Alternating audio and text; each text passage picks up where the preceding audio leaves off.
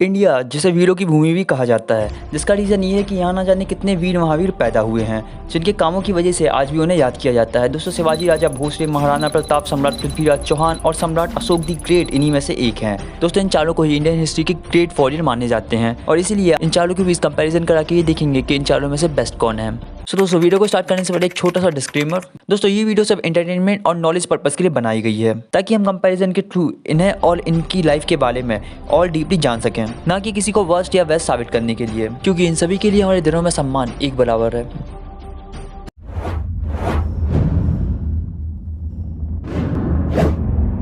तो दोस्तों, वीडियो को स्टार्ट करने से पहले मैं आपको रूल्स बता देता हूँ। टोटल 10 राउंड्स होंगे और हर राउंड में रैंक वाइज पॉइंट दिए जाएंगे, जो होंगे 4, 3, 2 और 1। और आखिर में हम सबको टोटल करके ये देखेंगे कि किसके पॉइंट सबसे ज़्यादा होते हैं और जिसके भी पॉइंट सबसे ज़्यादा होंगे वो होगा इस बैटल का विनर।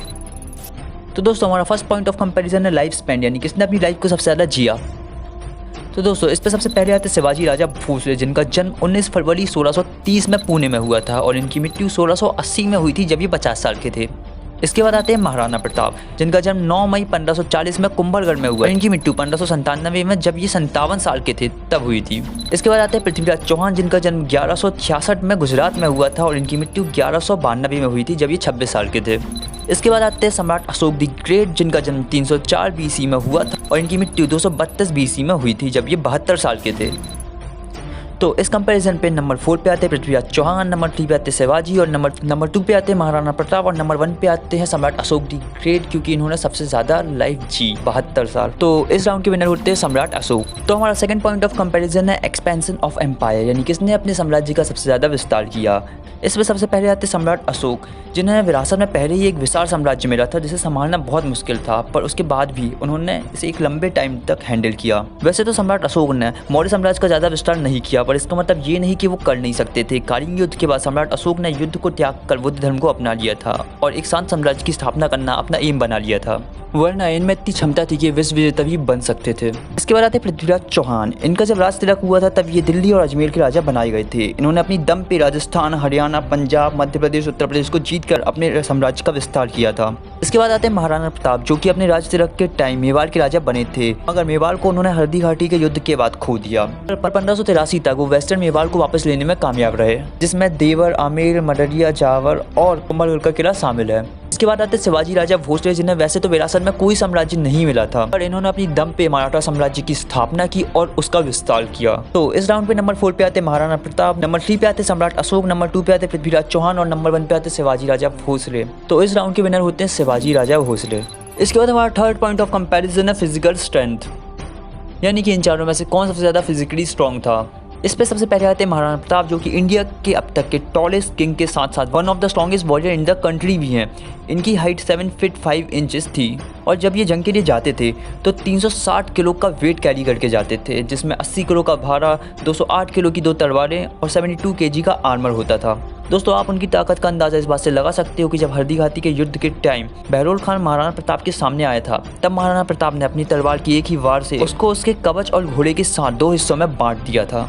इसके बाद आते पृथ्वीराज चौहान, जिनकी हाइट 5 फीट 9 इंच लगभग मानी जाती है और इन्हें भी हिस्ट्री के स्ट्रॉन्गेस्ट वॉरियर्स में गिना जाता है। दोस्तों, आप इनकी ताकत का अंदाजा इस बात से लगा सकते हैं कि जब इन्होंने अपने बचपन में अकेले ही बिना किसी हथियार के एक बाघ को मार गिराया था। इसके बाद आते हैं शिवाजी। दोस्तों, ये भी इंडियन हिस्ट्री के स्ट्रॉन्गेस्ट वॉरियर्स में से एक है, बट इनकी फिजिकल स्ट्रेंथ महाराणा प्रताप और पृथ्वीराज जितनी नहीं थी। दोस्तों, इसके बाद आते हैं सम्राट अशोक, जो कि पूरी लाइफ अनडिफीटेड रहे। तो इस राउंड पे नंबर 4 पे आते हैं शिवाजी महाराज, नंबर 3 पे आते हैं सम्राट अशोक, नंबर 2 पे आते हैं पृथ्वीराज चौहान और नंबर 1 पे आते हैं महाराणा प्रताप, क्योंकि इनकी फिजिकल स्ट्रेंथ का मुकाबला शायद कोई नहीं कर सकता।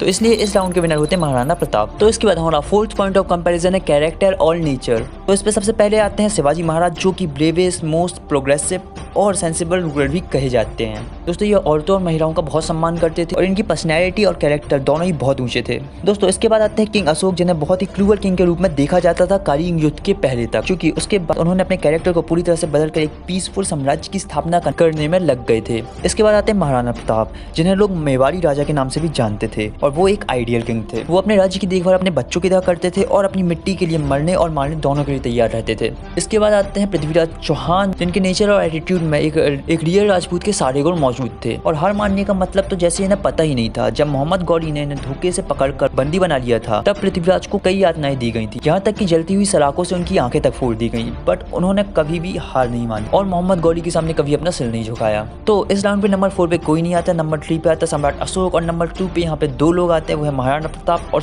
पृथ्वीराज चौहान, और नंबर 1 पे आते हैं शिवाजी राजा भोसले। तो इस राउंड के विनर होते हैं शिवाजी महाराज। तो इसके बाद हमारा 5th पॉइंट ऑफ कंपैरिजन है स्पेशल स्किल। तो इसमें मैं सिर्फ उन्हीं स्किल को लूँगा जिनमें या तो वो बहुत अच्छे थे या फिर उनमें यूनिक थी। तो दोस्तों इस पर सबसे पहले आते हैं शिवाजी, जिनकी स्पेशल स्किल थी स्ट्रैटेजी प्लानिंग। इसके बाद आते हैं महाराणा प्रताप, जिनकी स्पेशल स्किल थी उनकी फिजिकल स्ट्रेंथ। दोस्तों ये वॉर में अपने से 3 गुना ज़्यादा वेट कैरी करके लड़ते थे। दोस्तों इसके बाद आते पृथ्वीराज चौहान, जो कि जाने जाते थे अपनी एक खास स्किल के लिए, जिसे सीखने में अच्छों के पसीने छूट जाते थे, पर इसके बाद भी लोग इसे सीख नहीं पाते थे। और दोस्तों इस स्किल का नाम है शब्दभेदी बाण। तो दोस्तों इसके बाद आते सम्राट अशोक। वैसे तो सम्राट अशोक की ऐसी कोई स्किल का जिक्र हिस्ट्री में नहीं मिलता, बट जिस तरह से उन्होंने इतने बड़े साम्राज्य को कंट्रोल और रूल किया वो काबिल तारीफ थी। तो इस राउंड पे नंबर 4 पे आते सम्राट अशोक, नंबर 3 पे आते हैं महाराणा प्रताप, नंबर 2 पे आते शिवाजी महाराज और नंबर 1 पे आते हैं पृथ्वीराज चौहान। और इस राउंड के विनर होते हैं पृथ्वीराज चौहान। तो इसके बाद हमारा 6th पॉइंट ऑफ कंपैरिजन है लीडरशिप स्किल। तो इस राउंड में सबसे पहले आते शिवाजी महाराज, जिनकी लीडरशिप स्किल के बारे में हम सब जानते हैं। उन्होंने अपनी दम पे पूरे मराठा साम्राज्य की स्थापना की थी। वो अपने सैनिकों के साथ सम्मान और निष्पक्ष व्यवहार रखते थे। इसके बाद आते हैं सम्राट अशोक। इनकी भी लीडरशिप स्किल बहुत अच्छी थी। उन्होंने उसी वजह से मौर्य साम्राज्य को इतने अच्छे से हैंडल किया और समय आने पर अपनी गलतियों को स्वीकारा ही नहीं बल्कि उन्हें सुधारने की भी कोशिश की, क्योंकि एक ग्रेट लीडर की निशानी है। और आते हैं महाराणा प्रताप, जिनका साम्राज्य बहुत छोटा होने के बाद भी पूरे मुगल साम्राज्य को कड़ी टक्कर दी। हल्दी घाटी के युद्ध के बाद जब वो हारे तो उनके पास सिर्फ कुछ मुट्ठी भर सैनिक ही बचे थे। उसके बावजूद उन्होंने अपनी लीडरशिप स्किल और दृढ़ निश्चय के दम पे भी वेस्टर्न मेवाड़ को फिर से रिकैप्चर किया। इसके बाद आते पृथ्वीराज चौहान, जिनकी लीडरशिप स्किल भी काफ़ी कमाल की थी, जिसकी वजह से इन्होंने अपने साम्राज्य का काफ़ी विस्तार किया। लीडरशिप में उनकी आर्मी अनबीटेबल थी। इस राउंड पे नंबर 4 पे आते सम्राट अशोक, नंबर 3 पे आते पृथ्वीराज चौहान, नंबर 2 पे आते महाराणा प्रताप और नंबर 1 पे आते शिवाजी महाराज। तो इसके बाद हमारा 7th पॉइंट ऑफ कंपैरिजन है चैलेंजेस फेस, यानी कि इसने अपनी लाइफ में सबसे ज़्यादा चैलेंजेस फेस किए। दोस्तों इस पर सबसे पहले आते हैं महाराणा प्रताप। इन्होंने अपनी लाइफ में कहीं ना कहीं सबसे ज़्यादा चैलेंजेस फेस किए हैं। मुट्ठीभर सैनिकों के साथ पूरे मुगल साम्राज्य को कड़ी टक्कर दी। अपने राज्य को हारने के बाद भी इन्होंने हार नहीं मानी और वेस्टर्न मेवाड़ को फिर से रिकैप्चर किया। इसके बाद आते शिवाजी महाराज, जिन्होंने 0 से स्टार्ट करते हुए पूरे मराठा साम्राज्य तक का सफर तय किया और मुगलों का भी सामना किया। इसके बाद आते हैं पृथ्वीराज चौहान। वैसे तो उन्हें उतनी बड़ी चुनौतियों का सामना नहीं करना पड़ा, क्योंकि वो पहले से ही एक बहुत ही पावरफुल साम्राज्य पर शासन करते थे। पर जब मोहम्मद गौरी ने जब उन्हें धोखे से पकड़ा तो उन्हें कई यातनाओं का सामना करना पड़ा, यहाँ तक कि उनकी आंखों को फोड़ दिया गया। इसके बाद आते हैं सम्राट अशोक। दोस्तों सम्राट अशोक को भी विरासत में मेरे अपने मौर्य साम्राज्य की वजह से ज्यादा चुनौतियों का सामना नहीं करना पड़ा। तो इस राउंड पे नंबर 4 पे आते हैं सम्राट अशोक, नंबर 3 पे आते हैं पृथ्वीराज चौहान, नंबर 2 पे आते हैं शिवाजी राजा भोसले और नंबर 1 पे आते हैं महाराणा प्रताप। तो इस राउंड के विनर होते हैं महाराणा प्रताप। इसके बाद हमारा 8 पॉइंट ऑफ कंपैरिजन है when they become a king, किसने सबसे कम उम्र में शासन को संभाला। इस पे सबसे पहले आते पृथ्वीराज चौहान, जो कि 11 साल की उम्र में दिल्ली और अजमेर के शासक बने। इसके बाद आते शिवाजी महाराज, जो कि 15 साल की उम्र में राजा कहराए। इसके बाद आते महाराणा प्रताप, जिन्होंने 32 साल की उम्र में शासन को संभाला। और इसके बाद आते सम्राट अशोक, जिनका 36 साल में राज तिलक हुआ था। तो इस राउंड पे नंबर 4 पे आते हैं सम्राट अशोक, नंबर 3 पे आते हैं महाराणा प्रताप, नंबर 2 पे आते हैं शिवाजी महाराज और नंबर 1 पे आते हैं पृथ्वीराज चौहान, जो कि सिर्फ 11 साल की उम्र में राजा बन गए थे। तो इस राउंड के विनर होते हैं पृथ्वीराज चौहान।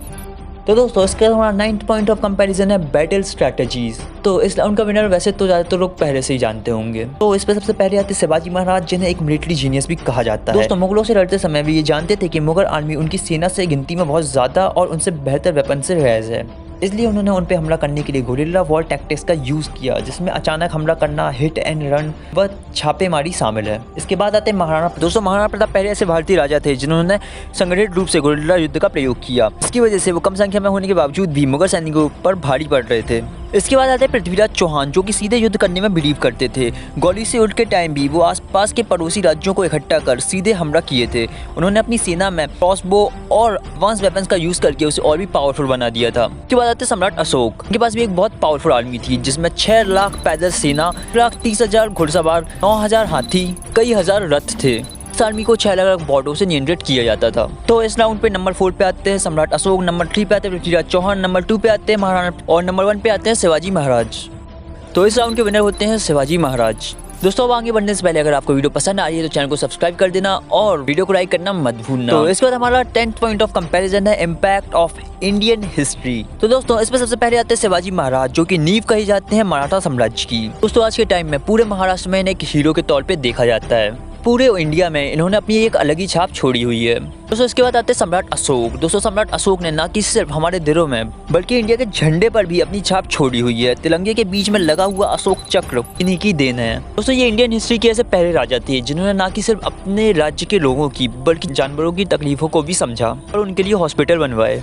इसके बाद आते हैं महाराणा प्रताप, जो कि एक रियल राजपूत वॉरियर के रूप में जाने जाते हैं। ये पूरी लाइफ मुगलों के साथ संघर्ष करते रहे और चारों ओर से घिरे होने के बाद भी उन्होंने कभी हार नहीं मानी और आखिर तक संघर्ष करते रहे। इसके बाद आते हैं पृथ्वीराज चौहान। इन्हें इंडियन हिस्ट्री का ब्रेवेस्ट वॉरियर माना जाता है। दुश्मनों के राख कोशिश करने के बाद भी ये टूटे नहीं और अंधे होने के बावजूद भी अपने शब्दभेदी बाण के प्रयोग से दुश्मन को उसके घर के अंदर ही मौत की नींद सुला दिया। तो दोस्तों इस राउंड पे नंबर 4 पे आते हैं पृथ्वीराज चौहान, नंबर 3 पे आते हैं महाराणा प्रताप, नंबर 2 पे आते हैं सम्राट अशोक और नंबर 1 पे आते हैं शिवाजी महाराज। तो इस राउंड के विनर होते हैं शिवाजी महाराज। तो दोस्तों कंपैरिजन तो हो गया, अब हम सभी राउंड्स के पॉइंट्स को टोटल करके ये देखेंगे कि किसके पॉइंट सबसे ज्यादा होते हैं और जिसके भी पॉइंट सबसे ज्यादा होगा वो होगा इस कंपैरिजन का विनर। तो दोस्तों सभी राउंड्स के पॉइंट को टोटल करने के बाद सम्राट अशोक के टोटल पॉइंट होते हैं 18, सम्राट पृथ्वीराज के टोटल पॉइंट होते हैं 25, महाराणा प्रताप के टोटल पॉइंट होते हैं 27 और शिवाजी महाराज के टोटल पॉइंट होते हैं 32, यानी सबसे ज्यादा। तो इस कंपैरिजन के विनर होते हैं शिवाजी महाराज, क्योंकि इनके पॉइंट सबसे ज्यादा थे। सो दोस्तों वैसे तो शिवाजी महाराज इस बैटल को जीत चुके, पर इसका मतलब ये नहीं कि बाकी भी किसी से कम हैं। ये सभी वो वॉरियर्स हैं जिनके सिर्फ नाम से ही हर हिंदुस्तानी का सिर सम्मान से झुक जाता है। इन्होंने जो अपनी मातृभूमि के लिए किया है शायद ही वो कोई कर पाता, इसलिए मेरे लिए तो ये सारे ही विनर्स हैं। और आपको क्या लगता है अपनी राय कमेंट बॉक्स में जरूर देना और वीडियो पसंद आई तो वीडियो को लाइक कर देना और चैनल को सब्सक्राइब कर देना। तो मिलते हैं तब तक के लिए नेक्स्ट वीडियो में, तब तक के लिए गुड बाय।